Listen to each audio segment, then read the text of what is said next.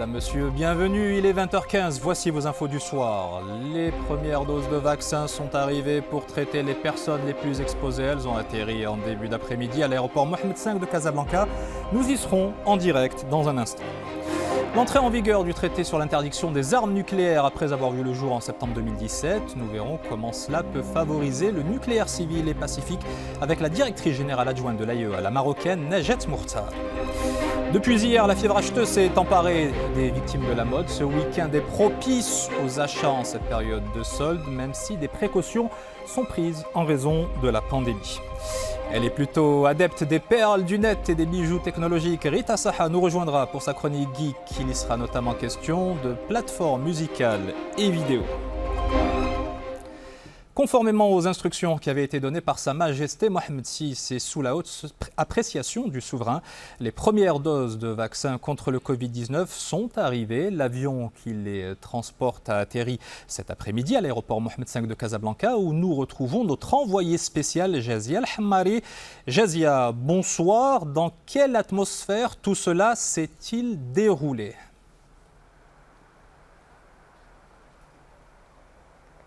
Bonsoir Wadi, vous imaginez bien Wadi que l'impatience a été grande et quel soulagement d'avoir enfin vu cet avion atterrir cet après-midi. Un soulagement qui se lisait sur le visage de tous les journalistes qui étaient présents sur place, des journalistes qui ont littéralement scruté le ciel jusqu'à la dernière minute.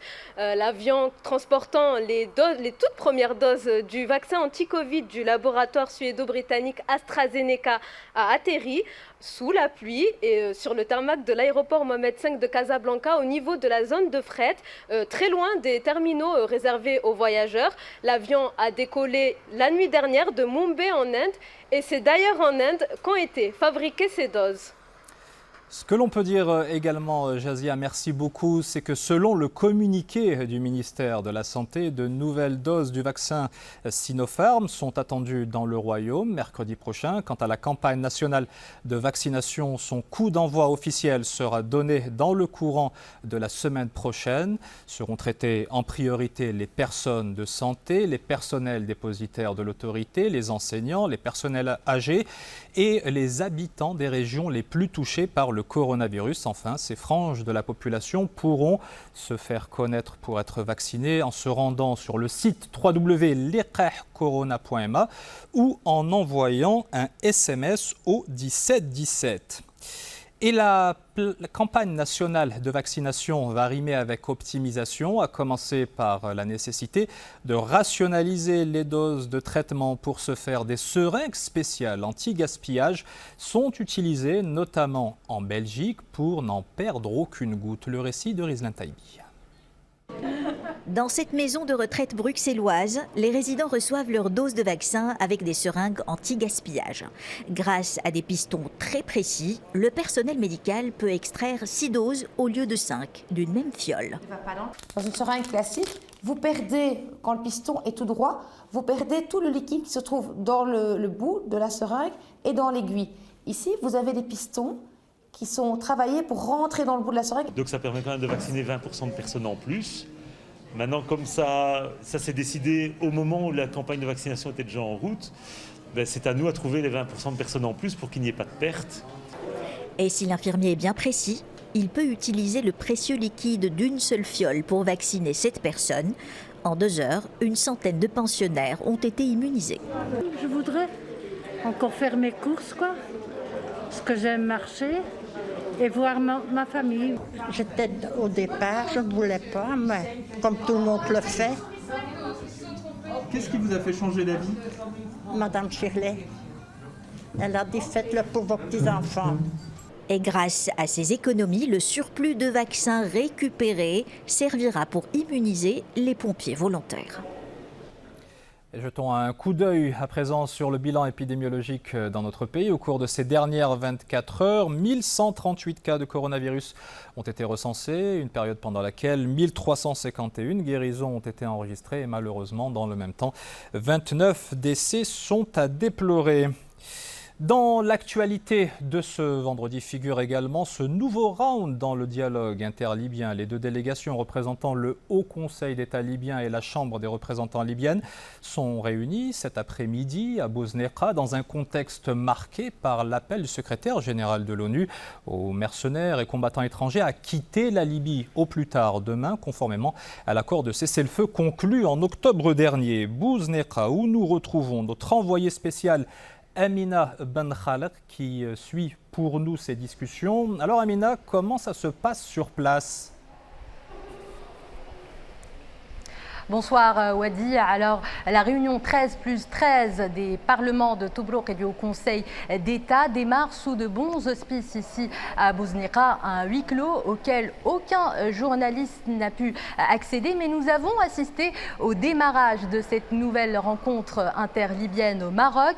Malgré le côté solennel de ce type de réunion, l'ambiance était très détendue. En accédant à la salle, les deux délégations étaient sereines quant à l'issue de cette session qui a démarré à 16h30 et qui, figurez-vous, se poursuit encore au moment où je vous parle.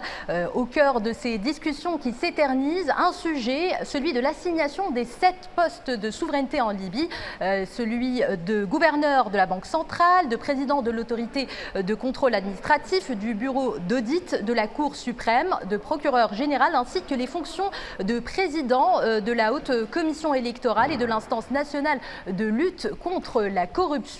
Des fonctions, vous l'aurez constaté, Wadi, clés pour tracer l'avenir de la Libye à moins d'une année des élections du 24 décembre 2021. Voilà pourquoi ce sujet prend beaucoup de temps. C'est également dû au fait qu'il y ait une longue liste de critères et de mécanismes à respecter à la lumière de ce qui a été décidé dans l'accord de Srerat en 2015, des critères d'équité et d'égalité des chances et d'inclusion de toutes les régions libyennes. Une question cruciale dans un pays longtemps divisé entre deux clans rivaux à l'est et à l'ouest. Merci beaucoup Amina Ben Khalek. Alors ce vendredi est aussi marqué par l'entrée en vigueur du traité sur l'interdiction des armes nucléaires. Un événement salué par le secrétaire général de l'ONU, un peu plus de quelques 2 ans après sa rédaction. Il devient effectif à la suite de la ratification par un 50e État, en l'occurrence le Honduras. Alors ce traité, qu'est-ce qu'il prévoit en substance ? Vous allez le voir en préambule. Il énonce d'abord le fait qu'il est nécessaire d'éliminer complètement ce type d'arme afin qu'il ne soit plus jamais utilisé, quelles que soient les circonstances. Son article 1er engage les États qui l'ont ratifié à ne jamais mettre au point, à laisser produire, fabriquer, acquérir, de quelque autre manière posséder ou stocker des armes nucléaires ou autres dispositifs explosifs nucléaires. Enfin, son article 4 souligne le fait que l'État partie concerné conclut avec l'Agence internationale de l'énergie atomique un accord afin que des matières nucléaires déclarées ne soient pas détournées d'activités nucléaires pacifiques. Arrêtons-nous justement sur les activités nucléaires pacifiques en compagnie, depuis la capitale autrichienne, de la directrice générale adjointe à l'Agence internationale de l'énergie atomique, Najat Mukhtar. Bonsoir et bienvenue. Alors lorsqu'on parle de nucléaire, on pense immédiatement aux armes de destruction massive. Or le nucléaire aussi a des déclinaisons civiles et pacifiques. Quelles sont-elles ? Oui, bonsoir Siwadi et merci de votre invitation. Oui, c'est vrai que la plupart des gens connaissent l'agence à travers son rôle de veiller à ce que le nucléaire ne soit pas utilisé à des fins non pacifiques, mais très peu connaissent le rôle de l'agence dans le développement durable. Et je vous donne quelques exemples. La santé et la médecine nucléaire est essentielle pour le diagnostic de plusieurs maladies, la radiothérapie, utilisée pour le traitement des cancers, les médicaments radiopharmaceutiques. Aussi, dans l'environnement, les techniques nucléaires peuvent être utilisées pour recycler certaines formes de plastique ou traiter les eaux usées, ainsi qu'évaluer l'impact des changements climatiques sur l'environnement marin. Aussi, en agriculture, les techniques nucléaires interviennent tout le long de la chaîne des valeurs, de la sélection des plantes, la gestion du sol et de l'eau, jusqu'à la santé animale et la lutte contre les zoonoses. D'ailleurs, l'agence a aidé plus de 125 pays, dont le Maroc, à acquérir l'équipement nécessaire pour tester le coronavirus. Najat vous Mortar, voyez, un mot par rapport à cette convention qu'on vient d'évoquer et aux actions qui sont mises en œuvre. Comment justement favoriser le développement du nucléaire pacifique et du nucléaire civil, et est-ce que cette convention va y contribuer d'une certaine manière? Absolument. Vous savez, l'agence met à la disposition des États membres les techniques nucléaires pour les aider à atteindre les objectifs du développement durable. Et ceci à travers différents mécanismes et différents programmes. Le premier, c'est la coopération technique, à travers laquelle l'agence transfère la technologie au pays, ceci par l'appui des infrastructures et aussi la formation à court et à long terme. Récemment, l'agence a lancé la bourse Marie Curie pour encourager les femmes à développer leur carrière en sciences et technologies, et particulièrement en sciences nucléaires. Le deuxième programme, c'est la recherche scientifique, où l'agence encourage le développement à la recherche et l'innovation pour les applications nucléaires pour le développement.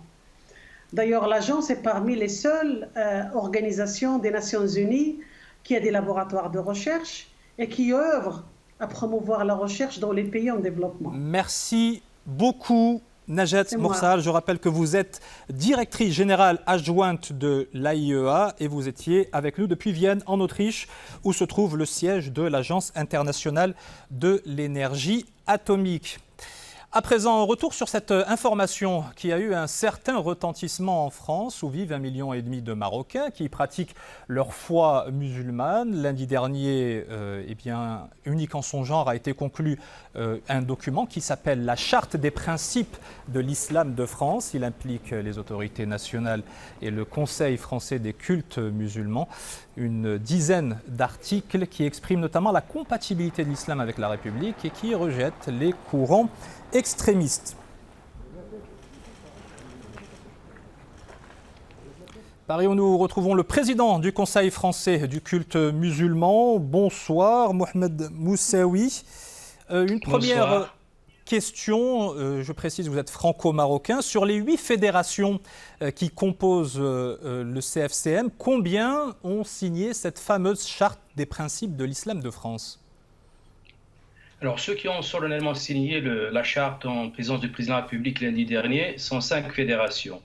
3 ont souhaité avoir un délai de réflexion pour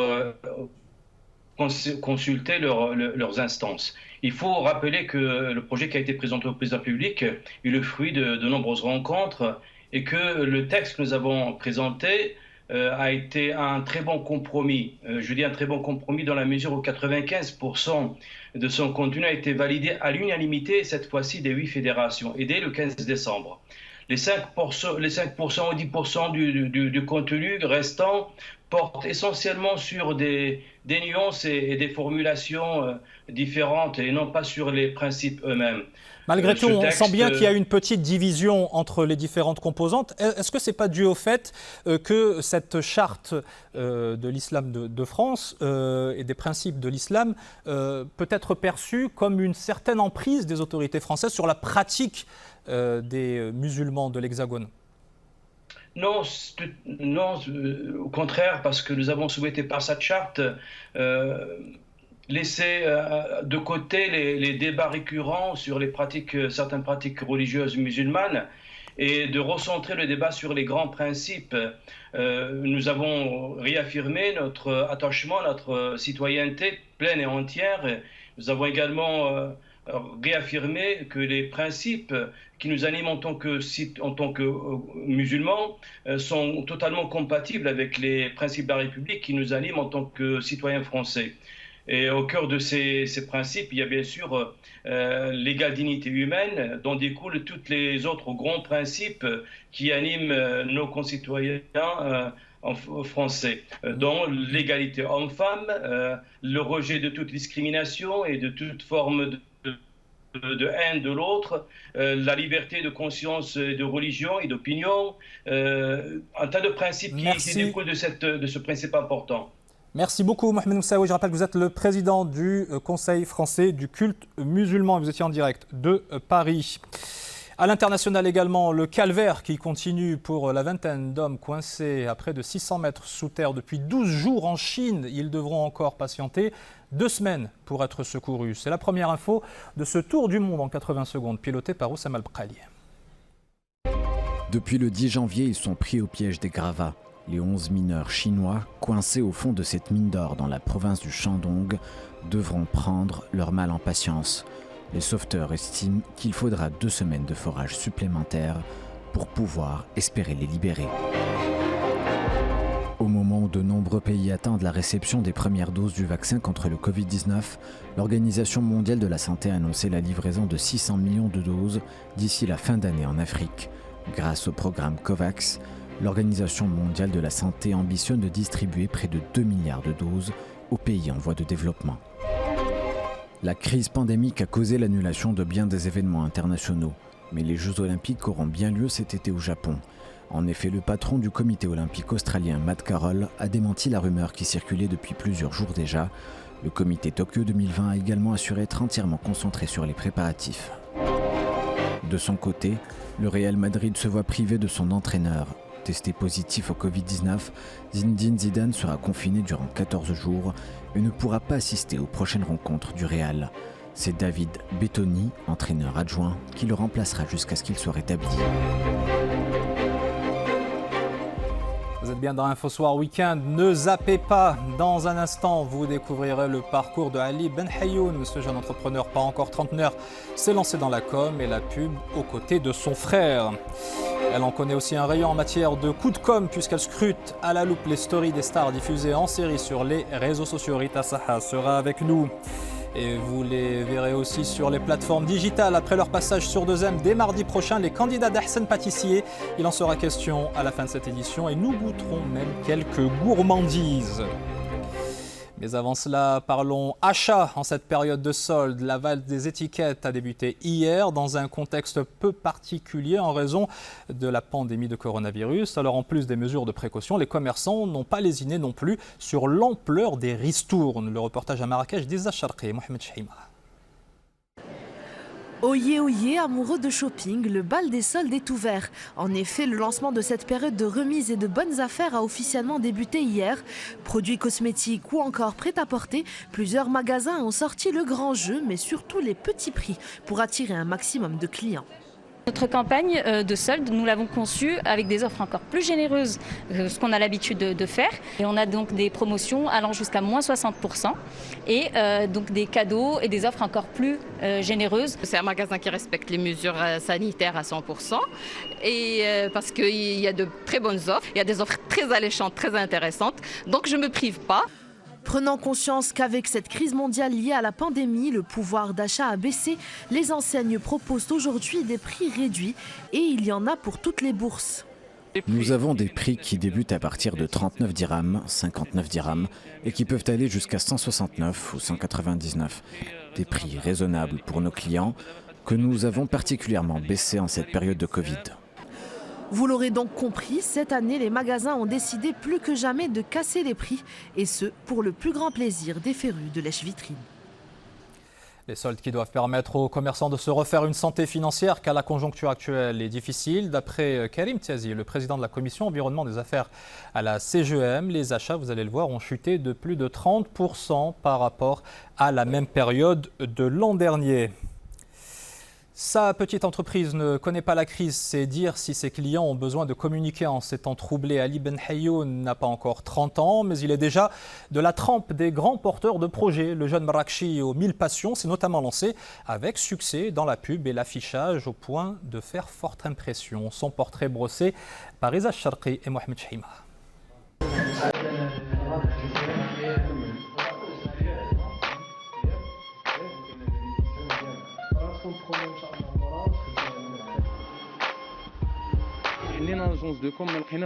En créant notre agence de communication, nous avons rencontré certaines difficultés, notamment avec l'imprimerie.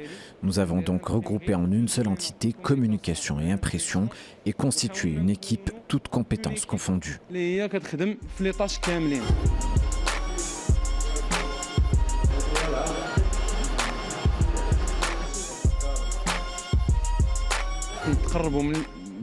Nous proposons aux clients un service clé en main, allant de la création graphique à l'impression.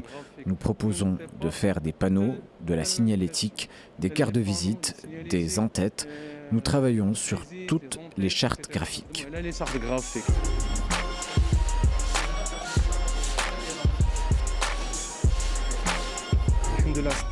Nous sommes très satisfaits de son travail. Il nous accompagne dès l'arrivée de la commande.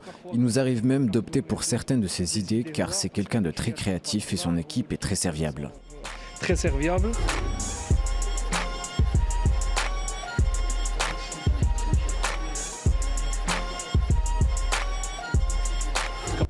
Notre capital ne cesse de croître. Nous collaborions avant avec quelques entreprises nationales. Aujourd'hui, nous traitons aussi avec des multinationales qui représentent 50% de notre portefeuille client.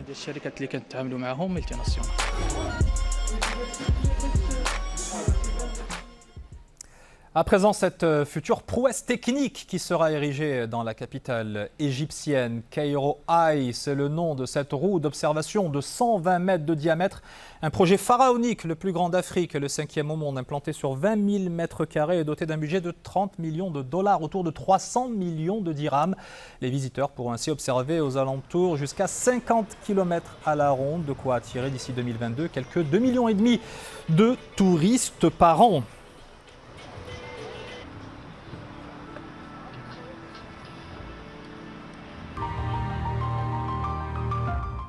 Elle attire des millions de téléspectateurs chaque semaine, elle, grâce à sa chronique geek. Rita nous a rejoint sur ce plateau. Bonsoir Rita. Et ça ne vous a pas échappé à vous non plus, Joe Biden a succédé à Donald Trump. Oui, tout à fait, Wadia. Et la transition ne s'est pas faite qu'à la Maison-Blanche. Elle a également eu lieu sur les réseaux sociaux, notamment Twitter. Joe Biden a en effet hérité du compte POTUS, President of the United States. Mais contrairement à son prédécesseur, il n'a pas eu droit aux followers qui allaient avec, comme vous l'avez vu derrière moi. La première dame ou First Lady Jill Biden hérite quant à elle du compte Flotus. Et ce n'est pas tout. La vice-présidente Kamala Harris prend possession de l'ancienne page qu'occupait Mike Pence.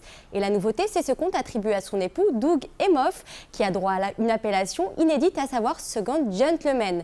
Les anciens comptes officiels liés à la présidence de Donald Trump et Melania sont devenus POTUS 45 et Flotus 45 et tous leurs messages ont été archivés, comme vous le voyez.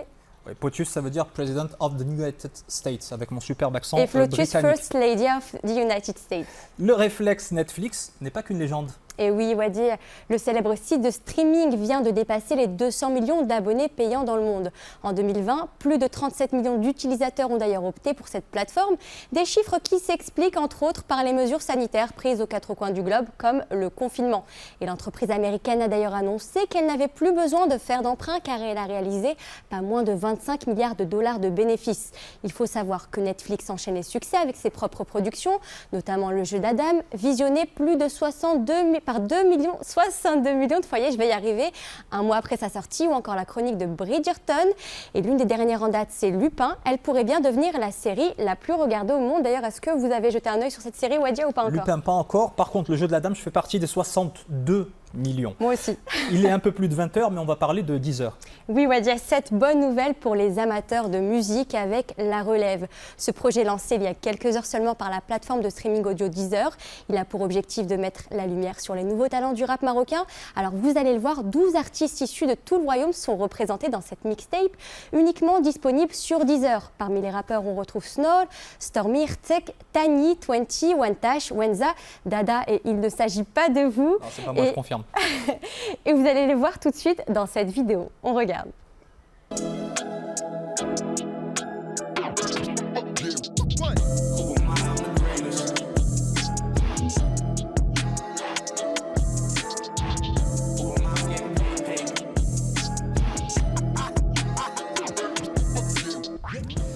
Je pourrais me mettre au rap, pourquoi pas. Enfin, on va commencer par parler d'un comédien qui aime bien pousser, lui, la chansonnette. Oui, tout à fait. Alors, c'est l'un des artistes les plus talentueux et les plus en vogue dans l'Hexagone.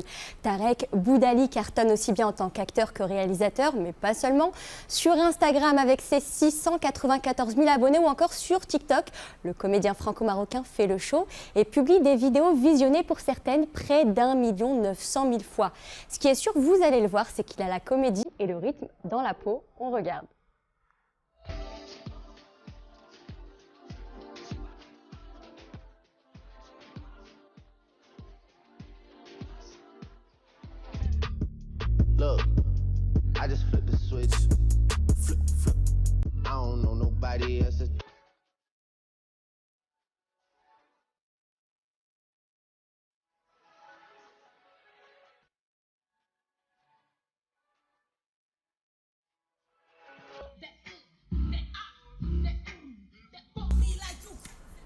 Alors, on va retrouver en direct de Paris Tarek Boudali. Bonsoir Tarek.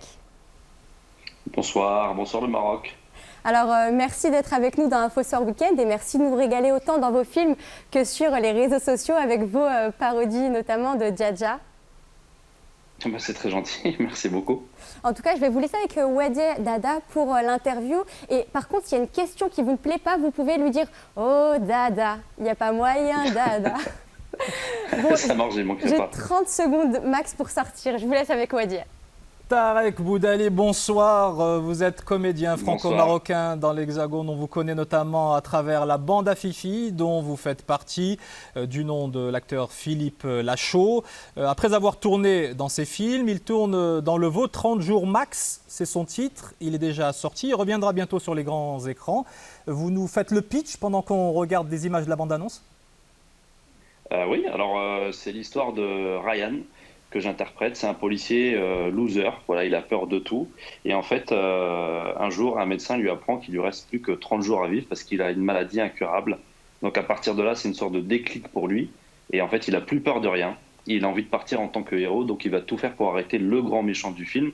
Sauf que ce qu'il ne sait pas, c'est que le médecin s'est trompé, il va très bien. Alors, une sortie est prévue au Maroc ? Alors je sais pas, c'est une bonne question.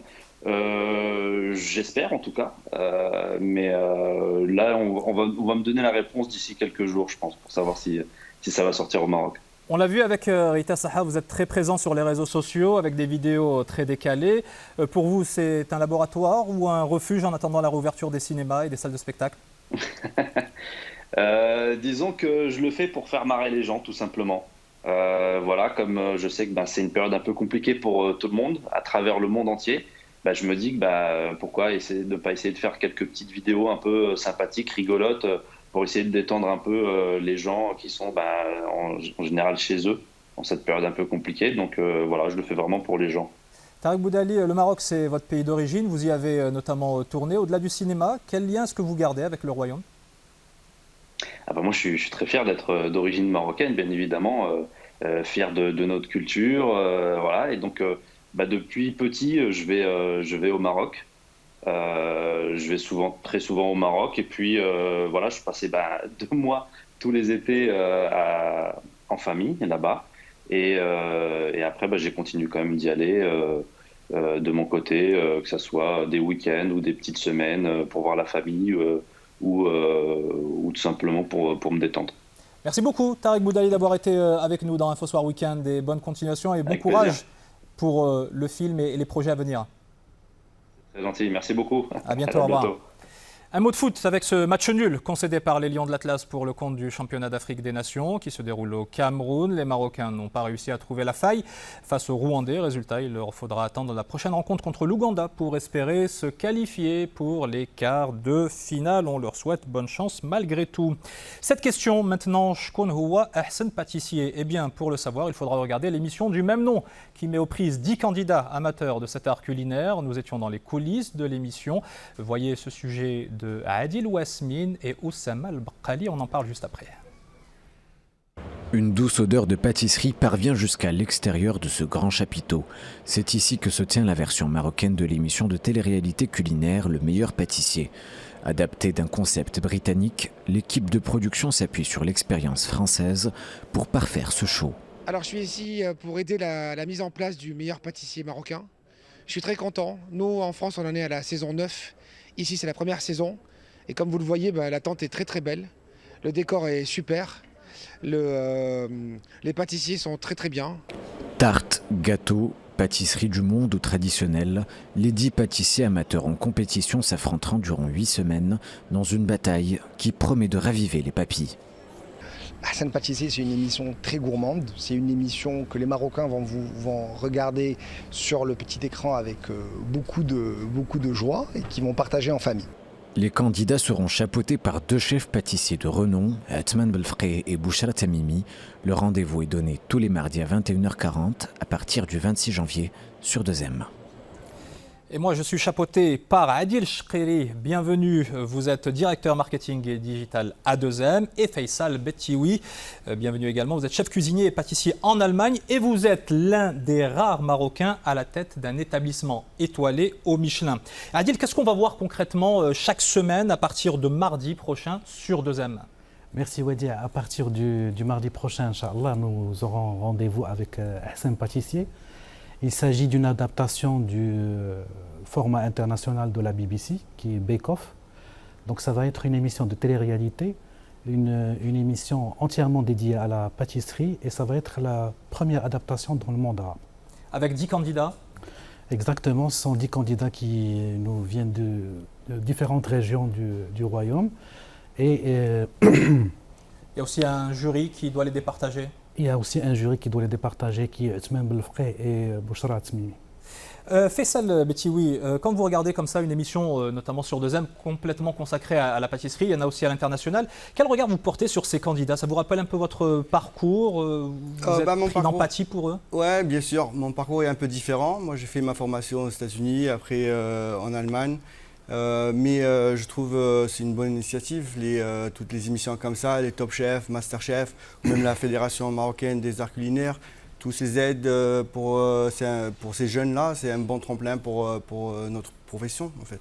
Adil, comment est-ce que vous avez cherché à maroccaniser un petit peu l'émission, parce qu'elle est déclinée un peu partout à travers la planète? Donc la version marocaine, elle sera adapté au niveau du décor, donc on retrouvera des éléments de décor qui rappellent notre identité marocaine, et aussi bien sûr à travers les épreuves et les recettes que les candidats vont effectuer, qui vont rendre un vrai hommage au patrimoine culinaire marocain. Parce qu'il y aura aussi des versions revisitées de exactement, 3 épreuves, c'est le classique revisité, l'épreuve de création et l'épreuve technique. Il nous reste quelques secondes à peine parce qu'on est pris par le temps. Vous n'êtes pas venu les mains vides, Faisal Betioui. Vous êtes, je rappelle, étoilé au Michelin et vous avez préparé spécialement pour nous. Sur le même thème de la compétition, on a fait un revisité, un classique et une création. Et donc on a fait une tarte framboise, un Paris-Brest et un classique de mon restaurant en Allemagne. C'est une création du restaurant et j'espère qu'on va goûter. Alors je crois qu'il y a les cuillères qui sont juste là, voilà. Il y a même les serviettes. Je vous mets ça de côté, on termine le journal et on mange tout ça ensemble. Merci en tout cas de nous avoir rejoints pour parler de Ahsen Pâtissier. C'est mardi. Mardi 26 à partir de 21h40. Une dernière question pour toi, Wadi. Oui. Je sais que tu es originaire de la région de Bheli, la belle région de Sfro.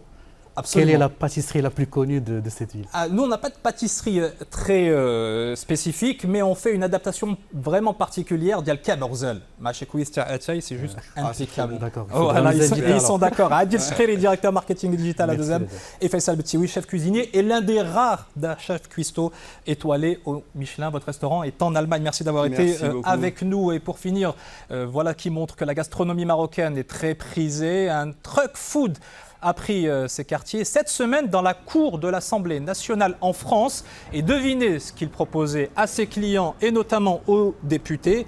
Eh bien, des msemen et de la harsha en plein cœur de l'ancêtre du Palais Bourbon. Et pour ceux qui le souhaitaient, ils pouvaient même agrémenter leur douceur d'un bon thé à la menthe.